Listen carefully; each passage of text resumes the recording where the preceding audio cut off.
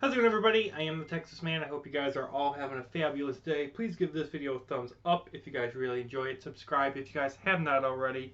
Also, do me the biggest favor of all, hit that bell notification button so you guys don't miss out on future videos or streams here on my channel. And of course, make sure to head over to Twitch. Follow me at Douglas447. I do a lot of streaming over there, whether it be Halo, Battlefield, COD, Overwatch, Halo, just anything involving those types of games and whatnot. I will stream for you guys Resident Evil, Alien Isolation, just a bunch of other fun stuff, Titanfall, things like that. So please go over to Twitch and follow me there so you guys don't miss out on future videos. And of course, we're going to be continuing reading through my book series. This is, of course, we're continuing on reading through the Digital Doom Chronicles. And this is going to be part 3. If you guys haven't gotten to watch part 1 and part 2, make sure you guys do that before continuing on in this video. And in this part 3, we're, of course, going to be continuing reading through the book. We're going to be reading chapter 5 and 6 in this part. So I hope you guys all enjoy. Chapter 5, The Jungle. As Peter, Dale, and Sue traveled away from Alpha and through the jungle, the group saw a place full of beautiful creatures. The team saw a family of African butterflies that were each the size of a normal house, numerous bomber eagles that had bombs for feathers, and reptile tigers that could swim underneath water with its gills for 2 hours. After walking for 3 hours through the scorching sun, Peter told his sister and his sister's future husband to stop and rest. "We should make camp here for the night," said Dale. "Why, there's at least 2 hours of daylight left," replied Sue. "We need those couple of hours to build a shelter and a fire," said Peter. 2 hours later, the group had built a small fire and a tiny hut to protect them from the upcoming rainstorm. Before going to sleep on the dirt, Peter imagined a large deep dish pizza with ham for the humans to eat for dinner. Time passed on after that meal, and Sue awoke to see a poison frog next to her foot. Sue moved her foot slowly towards the interior of the wooden hut, yet Poison Frog leaped onto her foot and, using its teeth, bit into her leg. "Ah!" yelled Sue in pain. Peter and Dale awoke to see Sue in great pain and Poison Frog. Dale fired a fireball at the monster and killed it. "Are you okay?" asked Dale. "No, it bit me," replied Sue. "I can help her before the poison has a chance to spread," said a voice. The unit looked to see a monkey with a diamond head. "How can I help you?" I can help. Try this again. I can. Hang on, I think I've skipped a page. Oh boy, I skipped a page. "How can you help her?" Diamond Monkey asked Peter. "My diamond head has the power to heal people and creatures," said Diamond Monkey. "Save her, please," said Dale, seeing that Sue was no longer awake. Diamond Monkey rested his head on Sue's leg, and the foot turned into a diamond. Diamond Monkey took his head off of Sue's leg minutes later, while Peter and Dale looked at the leg in amazement.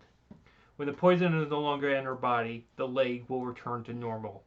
And if you are trying to see Heaven Dragon, you should find 200-year-old Panther, said Diamond Monkey.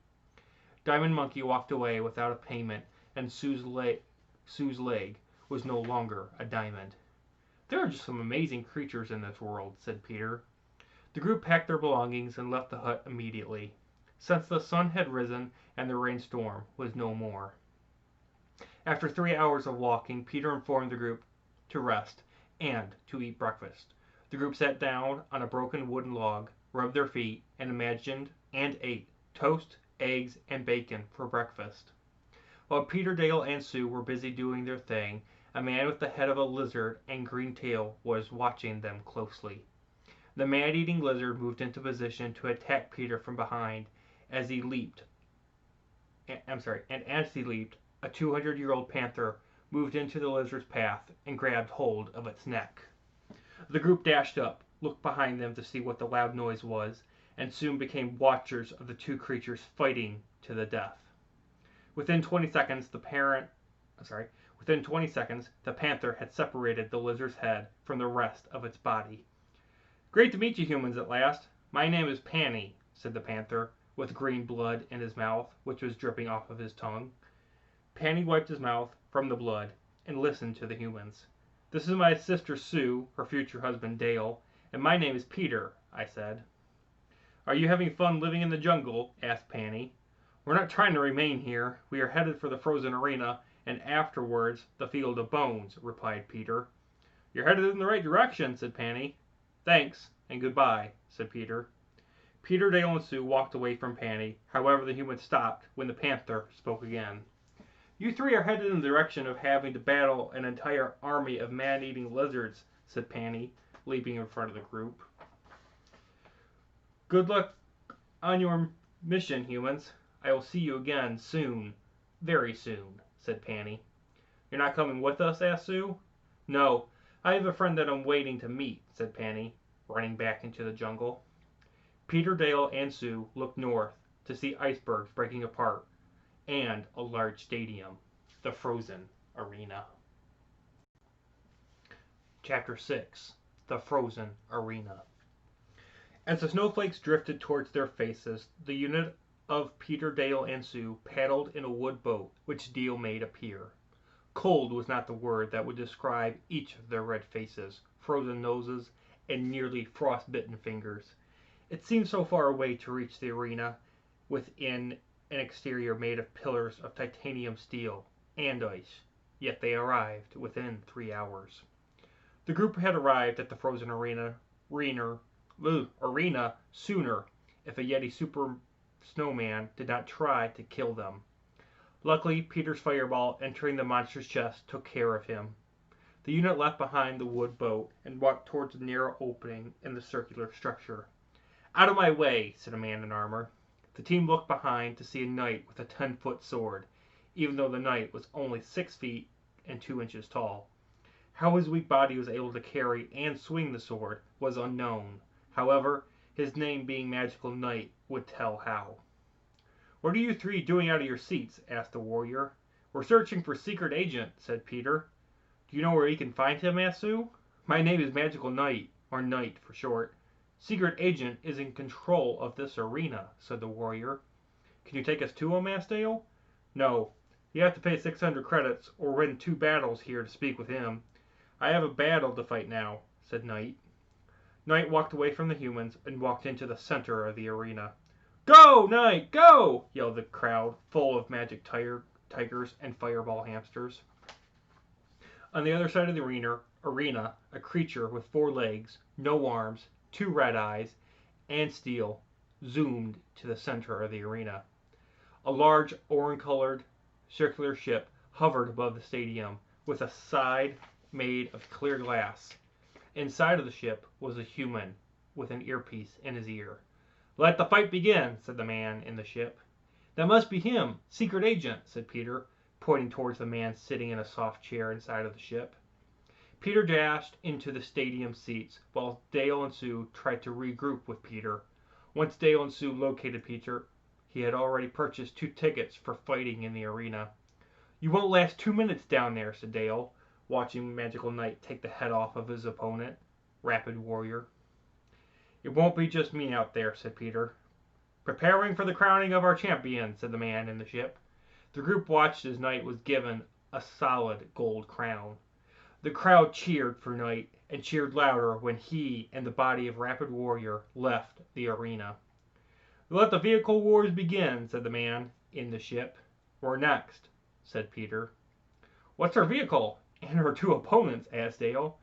"We have nuclear missile van against death ray truck, and afterwards freeze ray tank," answered Peter. "Where did you get a war vehicle?" asked Sue. "My head. When we get down there, I'll drive while Dale takes control of the missiles and Sue takes control over the acid turret," said Peter. The group headed out of the stadium and down to their vehicle, which Peter created. "Good luck to you 3. It's not every day my commander has humans fighting in his arena," said Knight. Peter, Dale, and Sue took their positions in the van and saw their opponent on the other side of the frozen arena, Death Ray Truck. "What are those truck's weapons?" asked Sue. "Heavy shielding for you to take care of, and a ray of black smoke that comes out of its front headlights," replied Peter. "Let the fight for the vehicle wars begin," said the man in the hovering ship. The fight lasted for 10 minutes, and after spraying acid and impacting nuclear missiles towards their enemy, the humans won the match. Several more battles took place, and at last, Nuclear Missile Van got to challenge the undefeated vehicle champion, Freeze Ray Tank. Its weapons were short-range missiles that put holes through armor and a long-range ray of freezing gas. The battle began with the solid driving skills of Peter and the accuracy of Dale. Freeze Ray Tank was no longer an undefeated vehicle champion. The crowd cheered for their new champions as they were beamed up to the orange ship to see Knight sitting next to the unknown man. The group entered the ship, walking through the glass window, and the doors closed around them, yet the window remained open. "We want to spend our 600 credits," said Dale, looking at the man in the chair, which was wearing a neck chain that read the following: Matthew.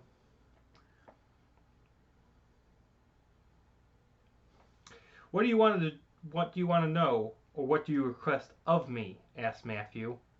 "We were sent here by a blue sphere that we met on Soul Train, and again in the Kingdom of Death," said Dale. "He wanted us to talk with you about something before going to the Field of Bones, but we don't know what for," said Peter. Matthew looked at Knight with a concerned face, and back at Peter and his friends. "The Blue Light and I met a few years ago, and made an arrangement that if he had met the chosen humans, that he would send them to me, and I would make sure to meet the humans twice before they saw me," said Matthew. "Another part of the chosen humans' prophecy is that they would meet my captain before me," said Matthew. Peter, Dale, and Sue quickly glanced towards Knight. "Because you've all done these things, Knight and I will take you to Heaven Dragon's land and protect you until our death," said Matthew. "Thank you," replied Peter. "Sir, intelligence has arrived," said a hologram. "Deliver the message," said Matthew. "Prepare to die," said the message. The hologram disappeared, and Sue looked far to see a man covered in black with red eyes and a sniper rifle on the top of the stadium. "Everyone get down!" yelled Sue. All 5 of the humans lowered their bodies and hid behind chairs. "It's a demon from the looks of it," said Knight, using a nearby mirror and the sun to see the black man searching out his target. "It's probably Satan's general," said Matthew. "Who?" asked Sue. "Heaven Dragon is God, and Hell Dragon is Satan. Satan's general works for Hell Dragon, and his real name is Odd Luck," said Matthew.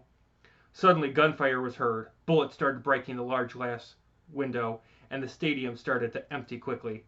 "We have to get this ship moving," yelled Peter. The incoming fire ceased, and Knight used his mirror to see Odd Luck flying towards the scattered window. "He's flying towards the window," said Knight. "You two remain low while the 3 of us take care of the demon," said Peter. Peter, Dale, and Sue each created 2 fireballs and prepared to toss them at Odd Luck. Odd Luck stepped inside of the orange-colored ship, and "Now!" yelled Peter. The unit quickly stood up and threw the fireballs at the demon. However, Odd Luck stood there untouched. Odd Luck aimed his rifle at Sue, and before he could shoot her, Knight dashed out of his cover and chopped Odd Luck's head off with his long, magical sword. Peter summoned the wind into his body and blew from his mouth the demon's body out of the ship. The unit of 3 chosen humans, 1 agent, and a magical knight walked into the ship's control room and headed towards Heaven Dragon's land to finally deal with the devil. That's going to do it for me, guys. This will conclude part 3. Look forward to part 4 coming out very soon. You guys have a good one.